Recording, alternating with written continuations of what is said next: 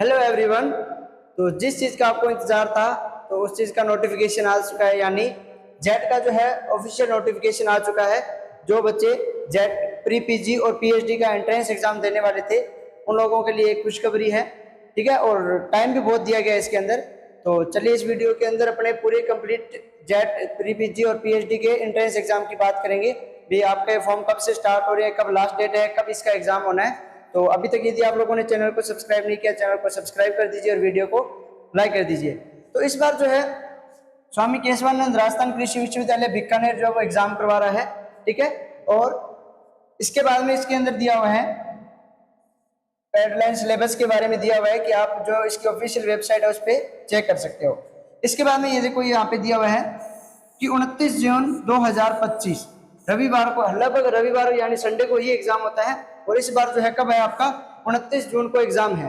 तो मतलब आपके पास अभी भी मई और जून दो पूरे महीने पड़े हैं आपके पास तैयारी करने के लिए, ठीक है। तो आपकी प्रिपरेशन बहुत अच्छे तरीके से हो सकती है। जिन लोगों ने अभी स्टार्ट नहीं किया उन लोगों का प्रिपरेशन अच्छे तरीके से हो सकता है। इसके अलावा इसमें लिखा हुआ है कि बीकानेर, जोधपुर, जयपुर, कोटा और उदयपुर, ये जो आपके 5 सेंटर है यहाँ पर आपका एग्जाम होगा। मतलब बीकानेर, जोधपुर, जयपुर, कोटा और उदयपुर, इनमें से कहीं पे भी आपका एग्जाम सेंटर आ सकता है।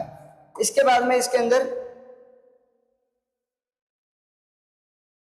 इसके क्वालिफिकेशन दी हुई है, क्योंकि एमएससी वाले भी प्री पीजी का एग्जाम देते हैं, जो पीएचडी करना चाहते हैं वो पीएचडी वाला एग्जाम देते हैं।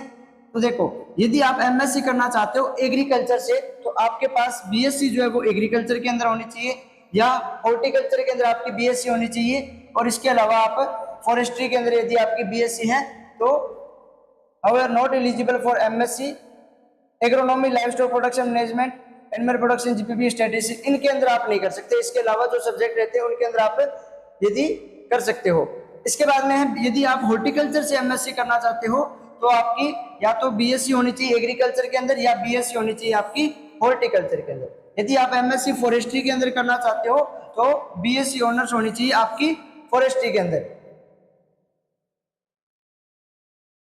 ठीक है। अब जिन लोगों की एग्रीकल्चर के अंदर डिग्री है बीएससी वाली, मतलब बीएससी ऑनर्स एग्रीकल्चर कर रखी है, वो तो एमएससी एग्रीकल्चर कर सकते हैं।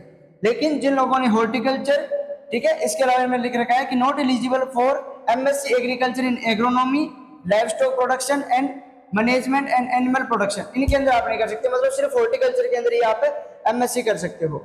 इसके बाद में अलग अलग चीज की दे रखी है, आप इसमें से देख सकते हो, स्क्रीनशॉट भी इसका ले सकते हो। इसके बाद में आता है इसका कि इसके एप्लीकेशन फॉर्म कब से स्टार्ट होंगे उसके बारे में बात करते हैं। तो इसके जो एप्लीकेशन फॉर्म है वो आपके 28/4 यानी परसों से आपके फॉर्म स्टार्ट हो जाएंगे, ठीक है। और 28/5 तक आप जो है फॉर्म भरा सकते हो। और यदि आप 28 तारीख तक भी नहीं भरा सकते हो तो आप 31 तारीख तक भरवा सकते हो, लेकिन इसके लिए आपको एक्स्ट्रा फीस देनी होगी, विलंब शुल्क देना होगा, ठीक है ना। तो लगभग आपको 1 महीना पूरा मिल गया, 1 मंथ कंप्लीट आपके पास, ठीक है ना, 28/4 से 28/5 तक। तो 1 महीने के अंदर आप फॉर्म भर सकते हो। और जिन लोगों के कोई डॉक्यूमेंट कंप्लीट नहीं है वो डॉक्यूमेंट भी अपने कंप्लीट करा लेना, 1 महीने के अंदर आराम से डॉक्यूमेंट बन जाते हैं, ठीक है। ज्यादातर कास्ट सर्टिफिकेट की प्रॉब्लम आती है तो कास्ट सर्टिफिकेट बना लेना, लगभग 14 से 15 दिन के अंदर बन जाता है, ठीक है। वैसे तो 2-3 दिन के अंदर ही बन जाता है, लेकिन कई बार जो है ई मित्रा से अपने अप्लाई करवाते हैं तो 14 से 15 दिन पूरे लगते हैं, ठीक है। और वैसे 2 से 3 दिन के अंदर भी कास्ट सर्टिफिकेट बन जाता है। तो सबसे ज्यादा बच्चों को प्रॉब्लम कास्ट सर्टिफिकेट के अंदर आती है, तो कास्ट सर्टिफिकेट अपना बना लेना। और कोई डॉक्यूमेंट के अंदर नाम वगैरह गलत है तो वो भी चेंज करवा लो आप, ठीक है। इसके बाद में है आपके पास 1 महीना पड़ा, आप अच्छे तरीके से करना। इसके बाद में आता है कि आपको कोई और डिटेल चाहिए तो ये इसकी ऑफिशियल साइट है, इस पे जाके आप सारी डिटेल देख सकते हो, ठीक है। और यदि कोई करेक्शन होती है, मान लो एग्जाम वगैरह के अंदर आगे पीछे होता है, तो भी आपको इसी ऑफिशियल वेबसाइट है जो है इस पे आपको बताया जाएगा। इसके बाद में अपने चलते हैं, ये कुछ इंस्ट्रक्शन दी हुई है, इसके बारे में आप पढ़ लो, ठीक है। अब अपने बात करते हैं कि अपना एग्जाम अपने क्वालिफाई कैसे करें। देखो एक तो इसके अंदर क्या टाइम खूब दे दिया तो कट ऑफ ज्यादा जाएगी। पिछली बार कट ऑफ कम गई थी लेकिन इस बार कट ऑफ ज्यादा जाएगी, क्योंकि एक तो बीकानेर यूनिवर्सिटी एग्जाम करवा रही है, दूसरी चीज है कि इस बार देखो आपके पास मार्च में आपके एग्जाम कंप्लीट हुए थे, तो इसके बाद में अप्रैल, मई और जून, यानी 3 महीने आपको प्रिपरेशन के लिए मिल गए। मतलब कितने दिन हो गए, 90 दिन। तो 90 दिन के अंदर बहुत अच्छी तैयारी हो जाती है। पिछले सालों में क्या होता था कि लगभग 50 से 60 दिन मिलते थे, मतलब लगभग आपका मई के अंदर एग्जाम होता था, या आपका क्या होता था पिछली बार जैसे 2 जून को एग्जाम हुआ था, ठीक है, और उससे पहले जो मई के अंदर एग्जाम हुए थे, लगभग 45 से 50-60 दिन ही मिलते थे। लेकिन इस बार 90 दिन मिले हैं।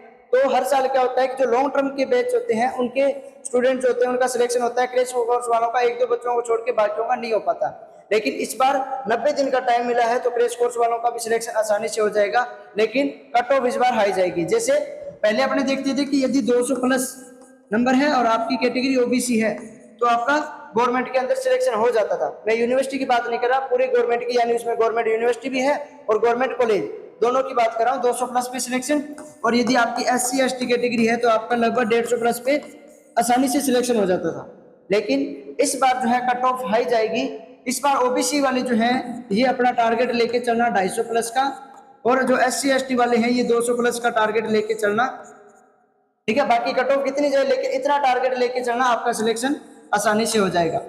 ओबीसी वाले 250 और जो SC ST वाले हैं ये 200 प्लस का टारगेट लेके चलना, आपका गवर्नमेंट कॉलेज आसानी से मिल जाएगा। यूनिवर्सिटी के लिए तो ज्यादा नंबर चाहिए, ठीक है ना। इसके बाद में आपका कोई भी सिलेबस से रिलेटेड कोई डाउट हो तो आप कमेंट बॉक्स में लिख दीजिएगा, आपका हर एक डाउट कवर किया जाएगा। और यदि अभी तक आप लोगों ने चैनल को सब्सक्राइब नहीं किया तो चैनल को सब्सक्राइब कर देना और वीडियो को लाइक कर दीजिएगा। Thank you.